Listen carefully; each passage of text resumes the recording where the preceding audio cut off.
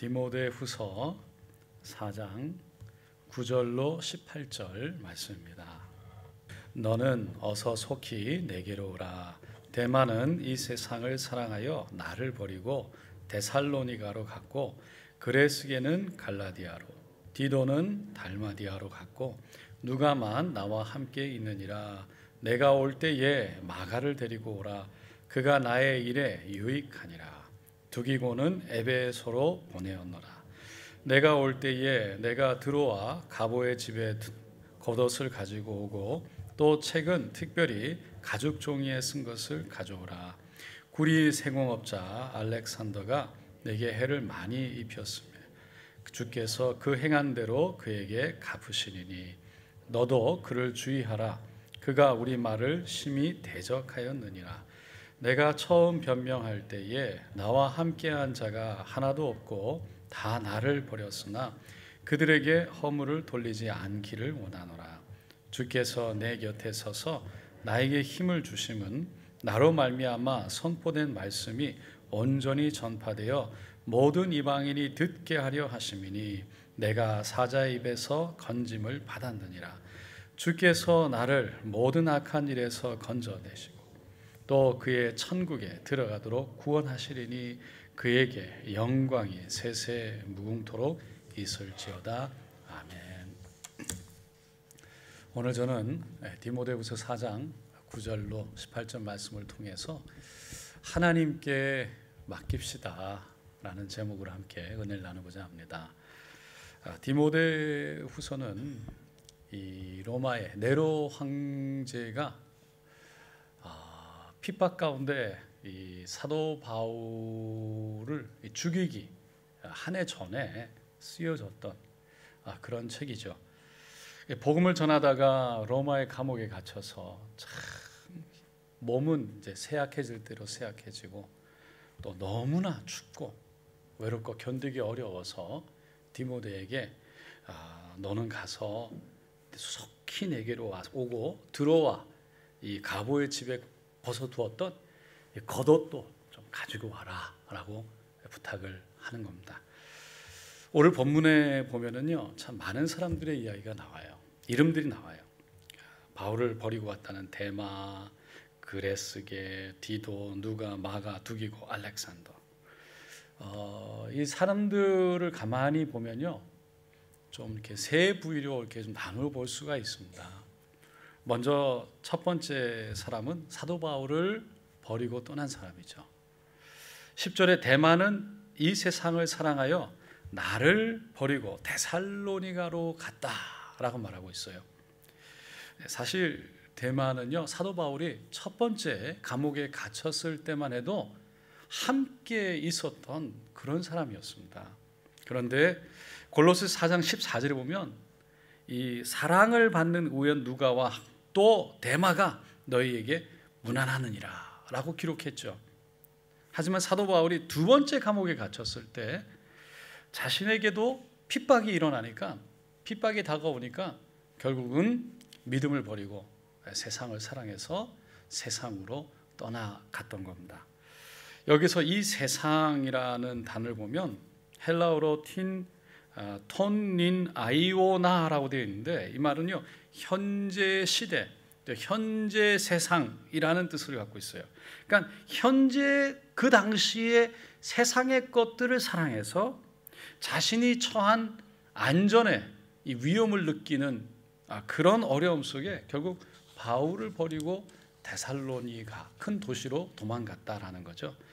그리고 16절에 보면 그렇게 자신을 버리고 간 이 데마에 대해서 사도 바울이 이렇게 말해요.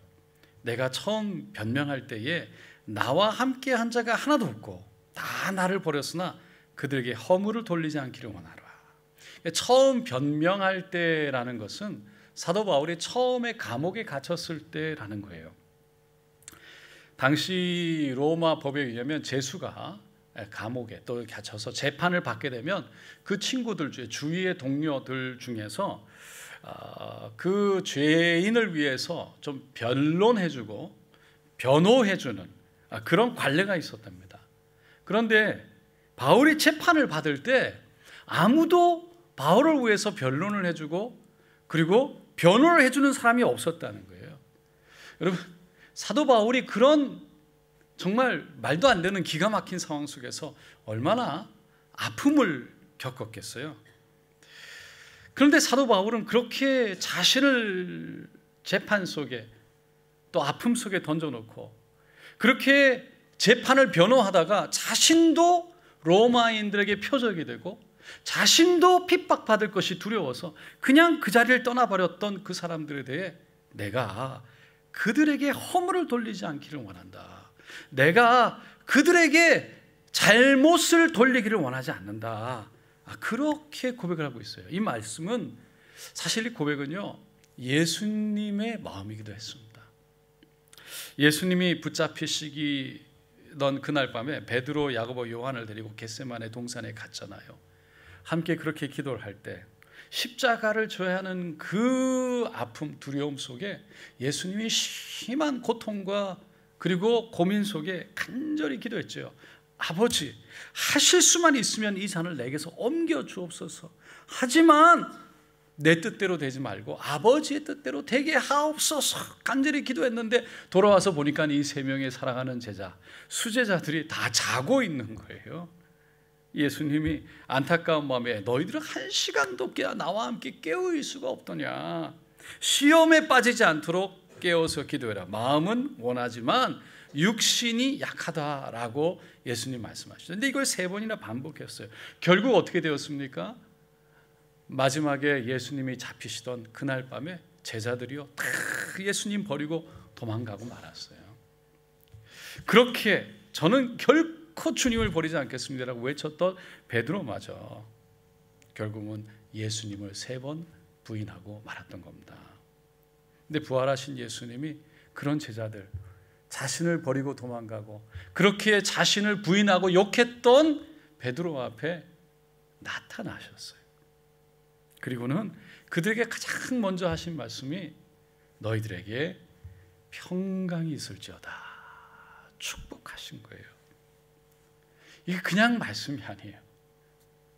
예수님은요, 십자가에 달리셨을 때 자신에게 침을 뱉고 그 가시 면류관을 씌우고 그렇게 채찍질했던 로마 군인들을 향해서도 하나님께 저 사람들을 용서해달라고, 자기들이 무슨 죄를 짓는지 무슨 일을 하는지 자기들도 알지 못한다고 하나님께 기도했던 분이 바로 예수입니다.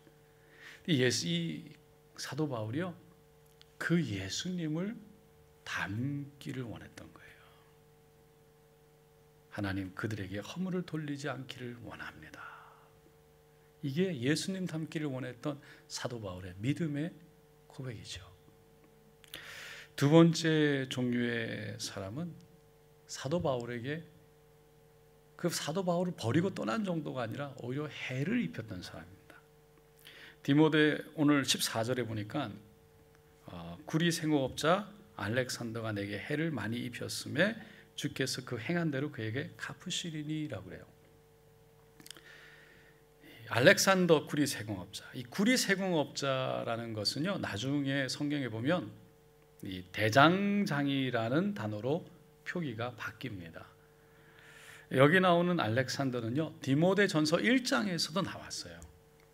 1장 19절 20절에 보면 믿음과 착한 양심을 가지라 어떤 이들이 이 양심을 버렸고 그 믿음에 관하여는 파선하였느니라. 그 가운데 후메네오와 알렉산더가 있으니 내가 사탄에게 내어준 것은 그들로 훈계를 받아 신성을 모독하지 못하게 하려 함이라. 그래서 지금 이 4장에 나오는 알렉산더와 디모데 전서 1장에 나오는 알렉산더는 동일한 인물이에요. 그는 여기 말하고 있는 대로 양심을 버렸다. 양심은 예수를 만나 예수가 하나님인 것을 알았음에도 불구하고 믿음을 버린 거죠.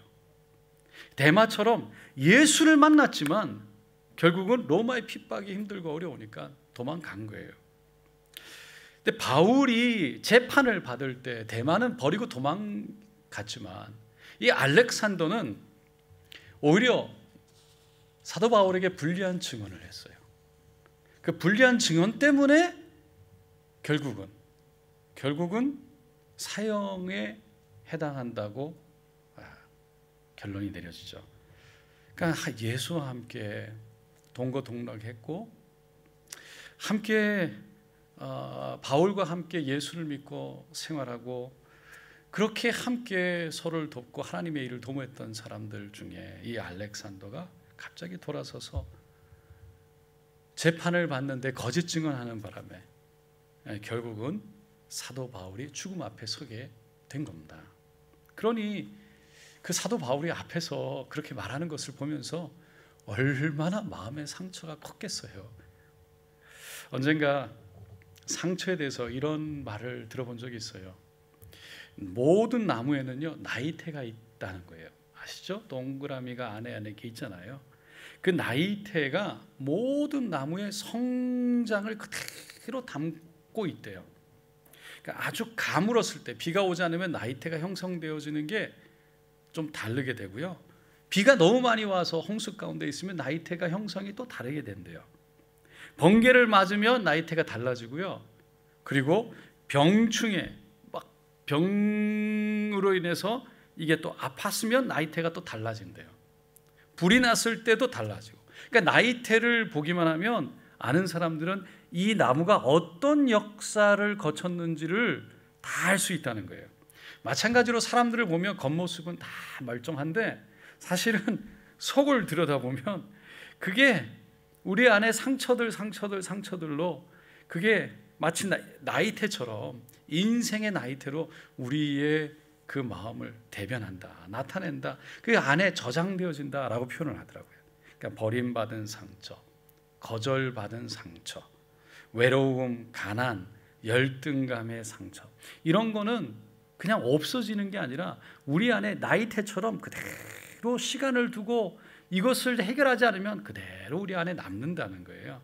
자리 잡게 된대요. 사도 바울이 디모데에게 그것을 알았기 때문인지 알렉산더에 대해서 조심하라 라고 말하고는 이렇게 말을 하죠. 14절에 구리 세공업자 알렉산더가 내게 해를 많이 입혔으며 주께서 그 행한 대로 그에게 갚으시리니. 결국 사도 바울은 알렉산더를 하나님께 맡기겠다라는 고백과 함께 하나님이 하실 것이다라는 것을 믿었다라는 거예요. 자신이 원수를 갚겠다거나 다른 사람들에게, 제자들에게, 디모데에게 이런 사람이 있으니 알렉산더가 나에게 이렇게 했으니 너가 좀 어떻게 좀 해줘, 원수를 갚아줘, 그런 것이 아니었어요. 다시 말해서 그 알렉산더 결국은 하나님께서 하실 테니까 하나님께 맡기겠다라는 고백입니다. 이게 용서라는 거예요. 사도 바울은 로마 교회에 편지를 보내면서 우리가 여기까지는 우리가 로마서 가지 않았는데 12장에 보면 그 로마 성도들에게 이렇게 권면하는 게 나와요. 내 사랑하는 자들아 너희가 친히 원수를 갚지 말고 하나님의 진노하심에 맡기라. 기록되었으되 원수 갚는 것이 내게 있으니 내가 갚으리라고 주께서 말씀하시니라. 사도 바울은 그렇게 하나님이 공의의 하나님이시고 하나님이 하실 것을 믿었기에, 그리고 그렇다라고 로마 교회에 권면한 것처럼 자신도 그렇게 실천하기를 원했던 거죠. 여기서 오늘 본문에 나오는 사람 중에 마가에 대해서 잠깐 살펴보면 11절에 누가만 나와 함께 있느니라. 너가 올 때 마가를 데리고 오라. 그가 나의 일에 유익하니라 라고 그랬어요. 마가는요, 우리가 아는 것처럼 사도 바울이 첫 번째 전도여행을 떠날 때 함께 했었잖아요. 바나바의 조카였어요. 그런데 중간에 너무 힘들다고 포기하고 집으로 돌아가 버렸어요. 이 마가는 부잣집의 아들로 성장했거든요. 그래서 고생을 모르고 자라다가 갑자기 너무 힘든 어려운 고생길을 걸어가다 보니까 도저히 견딜 수가 없어서 그냥 버리고 도망간 거예요. 근데 예수님을 만났기 때문에 예수님은 사랑했고요. 그리고 영혼들에 대한 사랑도 마가의 마음속에 있었어요.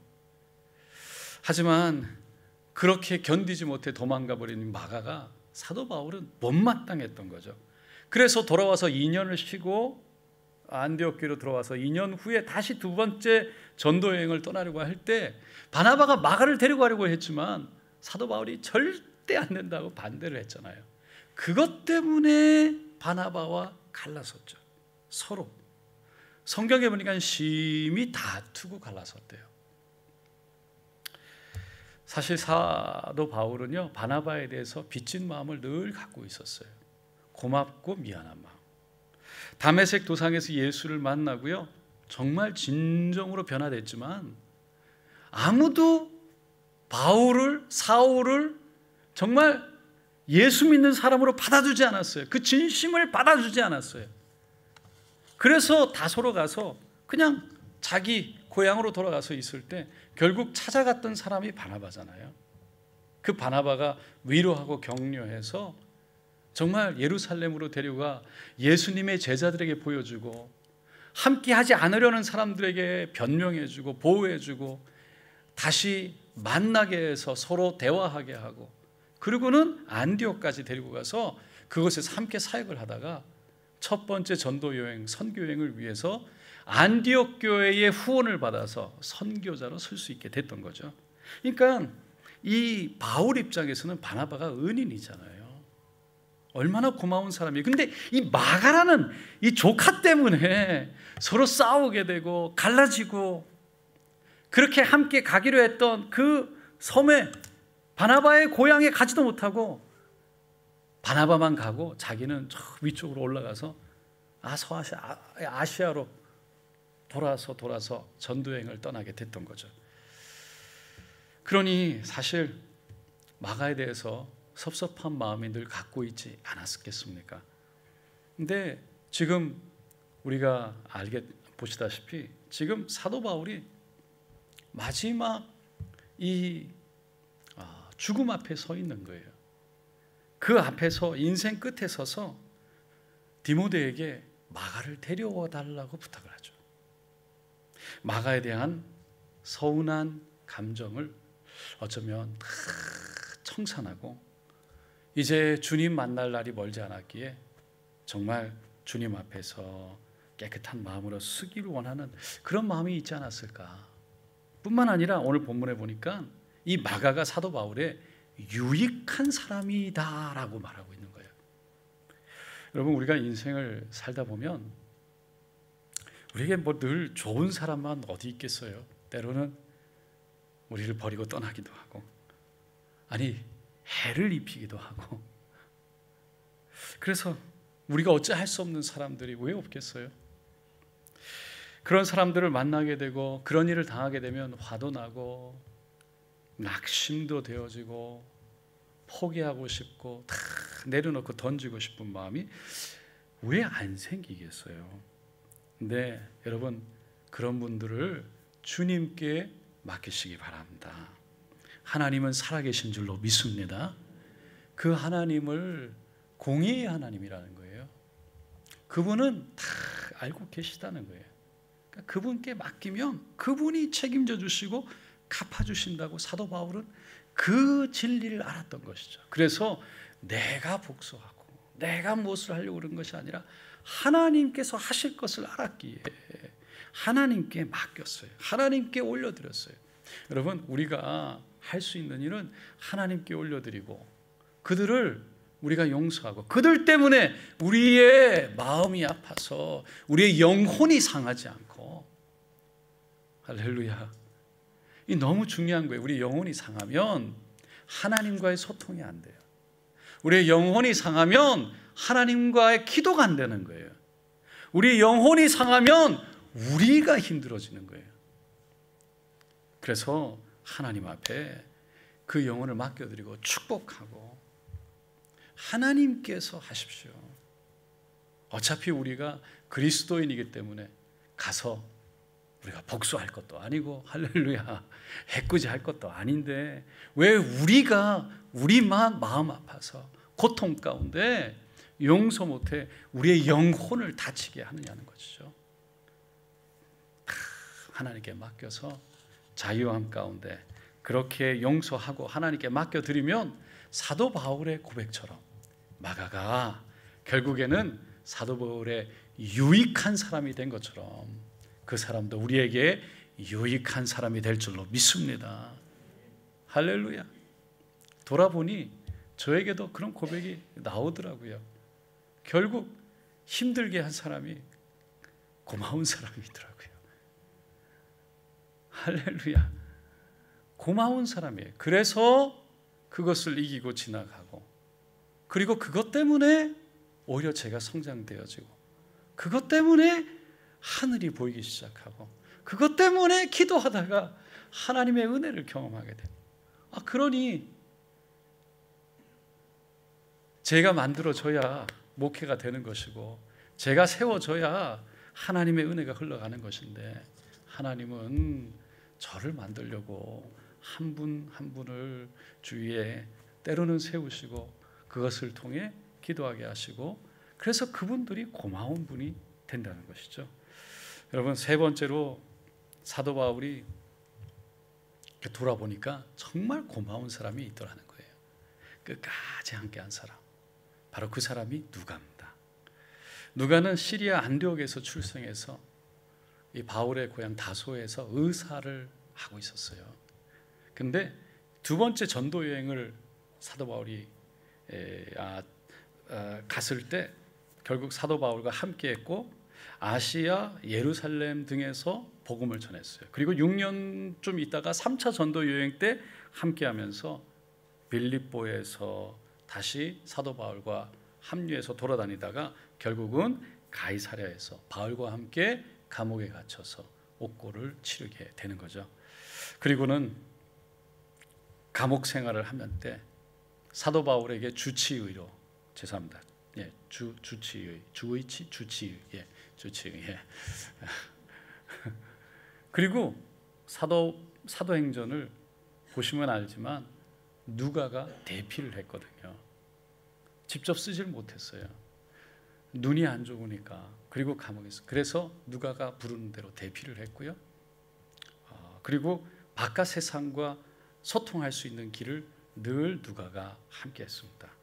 그래서 오늘 본문 11절에 보니까 누가만 나와 함께 있느니라 라고 말했어요. 누가는 사도 바울의 마지막 순간까지 함께 했던 정말 귀한 친구였죠. 여러분, 사실 우리 주위에도요, 누가와 같은 분이 있지 않습니까? 있어요. 문제는 뭐냐면 나를 힘들게 한 사람들이 너무 커 보여서 그 사람만 보여가지고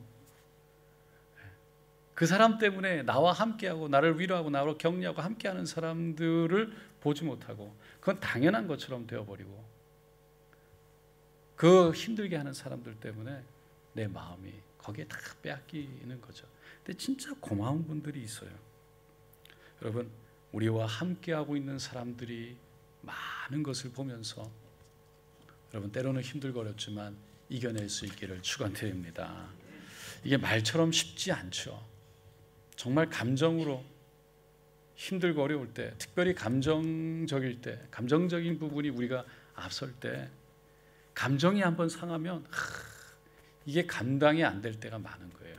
부부 중에 한 사람은 감정적이고 한 사람은 이성적일 가망성이 90%. 할렐루야. 그러니까 한 사람은 좀 감정적이면 한 사람은 거의 이성적으로 만나요. 그래서 한 사람이 이렇게 하는 건데, 여러분, 이게 쉽지가 않아요. 사도 바울도 쉽지 않았을 거예요. 제가 오늘 본문을 읽다가 13절에 이 말씀을 읽었어요. 내가 올 때에 내가 들어와 가보의 집에 든 겉옷을 가지고 오고, 또 책은 특별히 가죽 종이에 쓴 것을 가져오라. 이 가죽 종이에 쓴 것이란 성경 말씀인 거예요.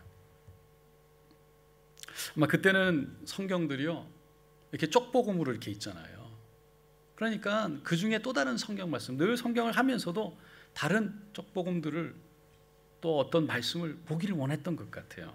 사도 바울이 왜 그 가죽으로 되어진 또 다른 성경 말씀을 받기를 원했을까 많이 생각하면서 오늘 말씀들을 쭉 기억하다가 결국은 마지막이 다가오고 있음을 기억하면서 정말 하나님 앞에 그 자신이 알렉산더와 같은 해를 입힌 사람들, 자신을 버리고 떠나간 사람들, 하나님께 맡긴다고 디모데에게 그렇게 힘들고 어렵고 이제 마지막 감옥에서 그 아픔을 경험하면서도 끝까지 하나님께 맡기며 기도 가운데 하나님을 의지하고자 하는 이 사도 바울, 마지막을 하나님 앞에서 마치고자 하는 이 사도 바울 마음속에 결국은 자신에게 힘을 주는 것은 바로 성경 말씀이 아니었을까. 눈이 좋지도 않았고요, 감옥에서 햇빛이 잘 들어오거나 조명이 좋지도 않았을 텐데 그럼에도 불구하고 말씀을 사모하는 그 마음, 왜 그랬을까? 결국은 끝까지 예수 닮기 원하는 마음, 말씀을 쫓아 살아내기 원하는 그 마음이 사도 바울에게 강하게 있지 않았을까 생각해 보았습니다. 사랑하는 성도 여러분, 상처 없는 사람이 어디 있겠습니까? 다 상처가 있죠. 힘들지 않은 사람이 어디 있겠어요? 삶 자체가 힘든데 가만히 할렐루야 집에 있어 보세요. 저는 오늘 찬양하다가 수요일 날 집에 있는다고 무슨 좋은 일이 있겠는가. 차라리 와서 하나님 앞에 예배하는 게 낫지. 집에 있어 보세요. 뭐가 그렇게 즐겁고 뭐가 있겠어요? 별다른 거 없습니다. 아무것도 없어요. 1시간 그냥 훅 지나고 끝날 거예요. 제가 주일날 이런 얘기를 해야 되겠구나 그러면서 찬양하고 있었어요. 여러분, 하나님 앞에서 다 힘들고 어렵지만 하나님 살아계심을 바라보고 주님 말씀과 주님의 은혜 가운데 내 영혼이 자유함을 느끼고 내 영혼이 하나님이 주신 은혜와 기쁨과 감사를 유지하면서 정말 그 하나님의 은혜 가운데 우리가 살아갈 수 있기를 간절히 소원합니다. 그 길은 다른데 내 안에 있는 것이 아니라 내 안에 있는 말씀 안에 있는 줄로 믿습니다. 말씀이 나에게 능력이 되고 말씀이 나에게 힘이 되기 때문인 것입니다. 우리가 예수님을 쫓아 정말 승리하는 삶으로 함께 살아내시기를 예수님의 이름으로 축원드립니다.